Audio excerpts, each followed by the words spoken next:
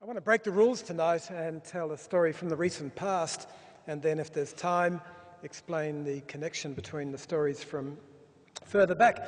And it's a story from just a couple of years ago, which comes from an experience I had in Berkeley Street Mall, just down the road in Brunswick, where I was trying on some jeans in a little jeans shop.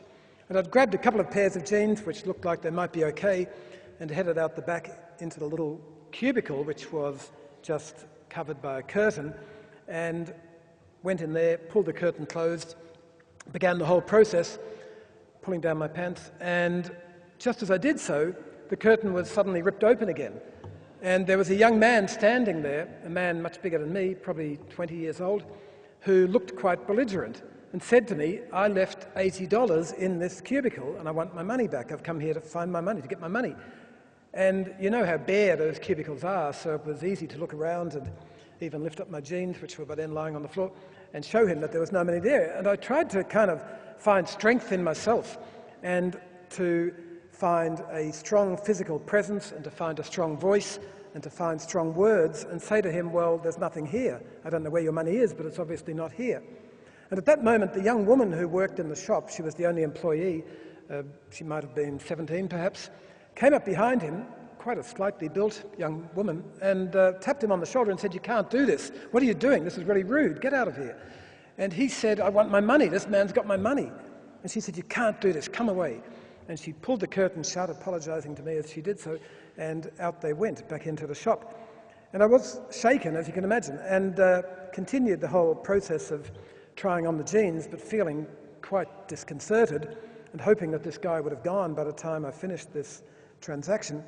And just a minute or so later, the curtain was ripped open again, and there he was again, even more belligerently, saying, "I want my money. I know my money's in here. I left my $80 here. Where's my money?" And again, I said, "There is no money here. I have nothing. I don't have your money." And again, the young woman came up behind him and said, "Stop this. Come away from it. You must not do this." And I pulled the curtain shut as she took him away again. I then had finished trying on both pairs of jeans that I was interested in buying, and I decided I would buy one of the pairs of jeans, and I went back out into the shop, and there he was with a friend who'd been there all along. He'd kind of been in the background, and by now he was kind of raging, and he said to me, "Where's my money? Where's my money? I want my money. You've got my $80. I know you've got it."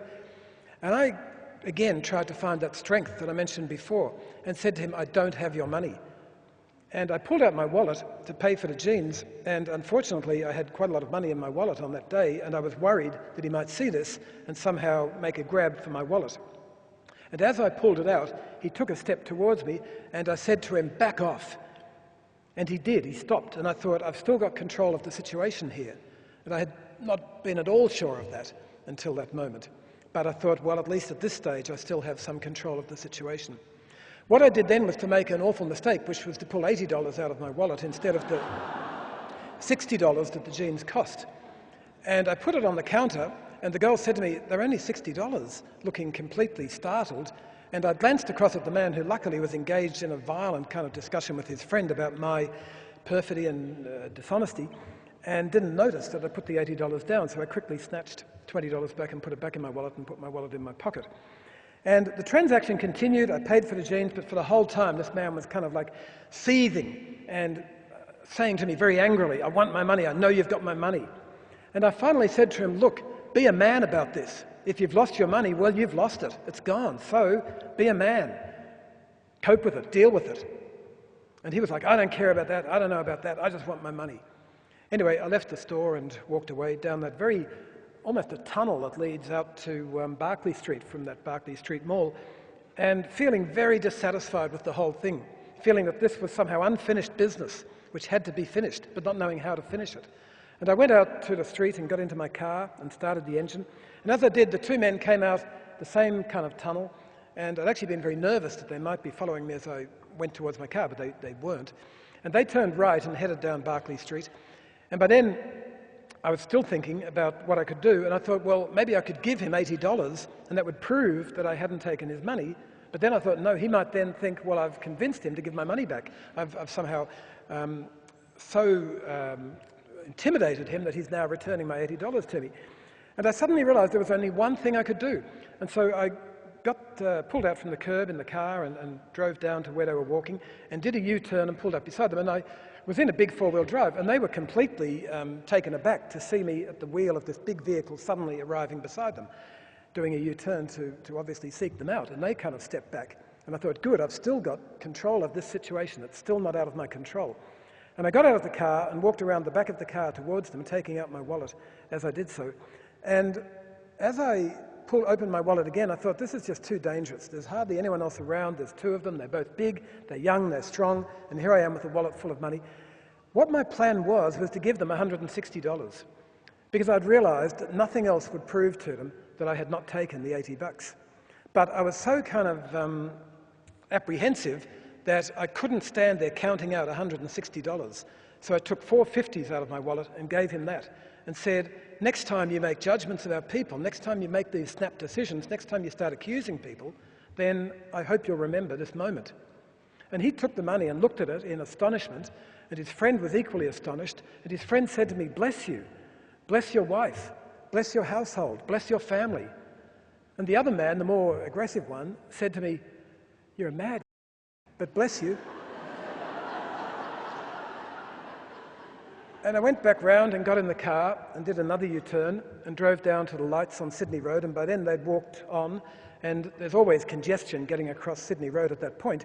So I was still there while they crossed Sydney Road and kept going, and then I eventually got across Sydney Road and drove along, and they saw the vehicle coming along beside them again, and so I was about to turn left, illegally I might say, and, well, not quite, but anyway.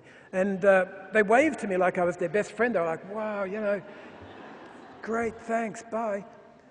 And I drove on thinking, well, I've left that guy with something which will never forget him, that he will never forget, that for the rest of his life he will remember this moment, and he will never be quite sure about people again. He'll never be quite sure about the judgments he makes and about the situations he finds himself in. But the story has a kind of sad ending, because about 3 or 4 days later, I was in the mall again, going past the same shop, and I caught the eye of the young woman who was there, and she sort of nodded and smiled in recognition, and I went in, and she said to me, oh, those guys, she said, you know what happened after you left? He found the money. And I said, you're kidding. And she said, no, it was in the fob pocket of his jeans, and he found it. And she said, they told me what you'd done, and they think you're an idiot. And she said, you were, like, I don't want to be disrespectful, but you were really stupid to do that. Because she said, I know those guys. He's just, especially the one who'd done all the talking, she said, he's just a waste of space. He does drugs, he's around here all the time, he's so annoying. She said, I've banned him from the shop. You know, she said, I said to him, how could you do that to that man? How could you take his money, knowing that you had the $80? And I had great respect for her, right through both those kind of interactions with her, the courage that she'd showed in dealing with him, and the strength of character that she showed in saying to him, how could you do that? What a lowlife you are. And so she said to me, you know, no disrespect, but I think you were really stupid. And so I left there thinking, oh, well, I guess that was perhaps a waste of money. But I don't know. In the time since then, I'm still not quite convinced that it was. I still think it was $200 down the drain maybe, but there's just that chance that it has made an impact on him, and that perhaps in years to come, he will be a little less certain about things, about life. But what struck me most forcefully was that he seemed to me, and I guess I implied this when I said to him, be a man. If you've lost your money, then deal with it. He seemed to me to be one of those uninitiated young men and older men who are so commonly found in our society, and perhaps in every society. And I suppose the reason that this episode resonated with me so much is that there are so many stories from the past in our family of men who seem to be somehow to have failed their initiation tests, to have not really managed to successfully endure the rites of passage which must be undertaken in order to achieve adulthood. And so there are too many stories in our family of men who have not been able to hold the space, of men who have not been able to conduct themselves in their relationships in a way which is appropriate. Not all the men in our family, but nevertheless, there are many echoes of that in our family.